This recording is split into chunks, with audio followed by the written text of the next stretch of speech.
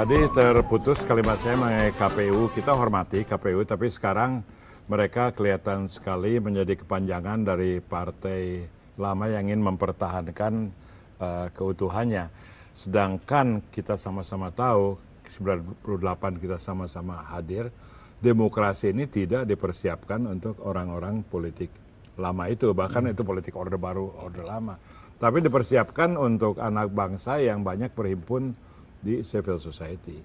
Tapi yang saya kagum karena sudah lama tidak ketemu Walhi, waktu ketemu dengan Pak Oslan adalah bahwa organisasi yang saya kira spesialis dalam bidang lingkungan hidup, saya tahu sekali Kampuan ada dalam lingkungan hidup, sekarang punya perhatian yang khusus untuk demokrasi. Itu menarik sekali. Bagaimana itu latar belakangnya? Nah, kalau ditelusuri secara historis ini Pak Wimar, dulu memang di awal-awal berdirinya Walhi ini lebih banyak dia bekerja untuk isu-isu lingkungan, misalnya pembersihan kali, kemudian mengelola sampah, terutama membangun public awareness, kesadaran publik untuk memelihara lingkungan. Tapi dalam perjalanannya kemudian problem lingkungan ini bukan semakin berkurang, tapi semakin terus meningkat, sampah semakin menumpuk, kemudian hutan semakin hancur. Kita melihat bahwa ini problemnya ini ada di soal kebijakan. Nah, oleh sebab itu kemudian Walhi mulai bicara soal-soal advokasi kebijakan. Nah, di samping itu juga kita punya legal standing. Akhirnya kita sudah mulai melakukan gugatan-gugatan hukum terhadap mereka-mereka yang kita anggap melakukan pencemaran terhadap lingkungan, misalnya melakukan kerusakan terhadap lingkungan. Kita juga mendorong perubahan kebijakan lewat komunikasi dengan pemerintah, dengan DPR. Tapi fakta bahwa sekarang ini pengambil kebijakan soal-soal lingkungan, soal-soal pengelolaan sumber daya alam, parlemen gitu, pemerintah, itu kelihatannya kok semakin hari itu bukan pro terhadap rakyat, bukan pro terhadap lingkungan. Kita tahu betul bahwa pemerintah sekarang sangat pro terhadap investasi, sangat pro terhadap kepentingan luar negeri.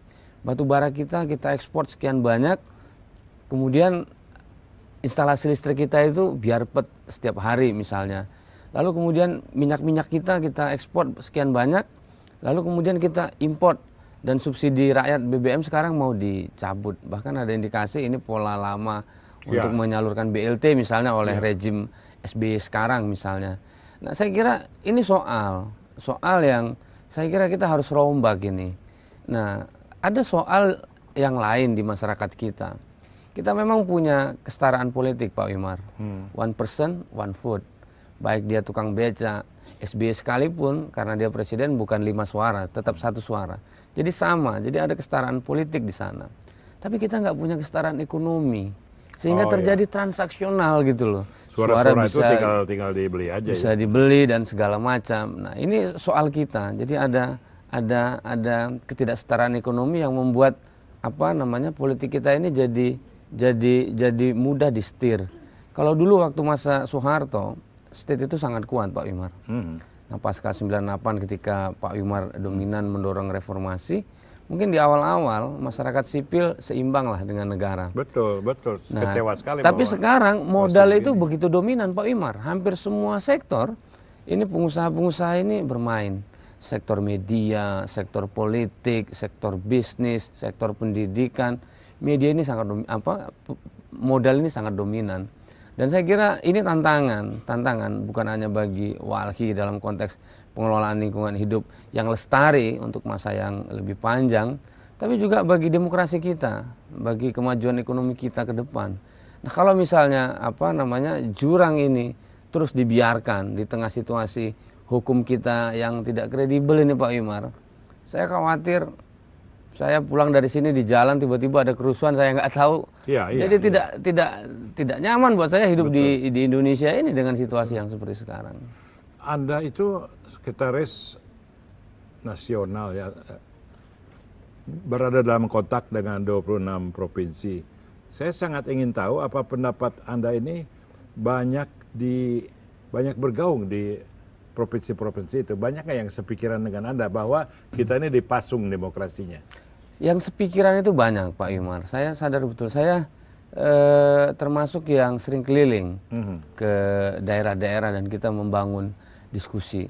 Tapi memang situasinya tidak semudah yang kita bayangkan memang, bahwa ada ada fragmentasi di kalangan kita di civil society ya.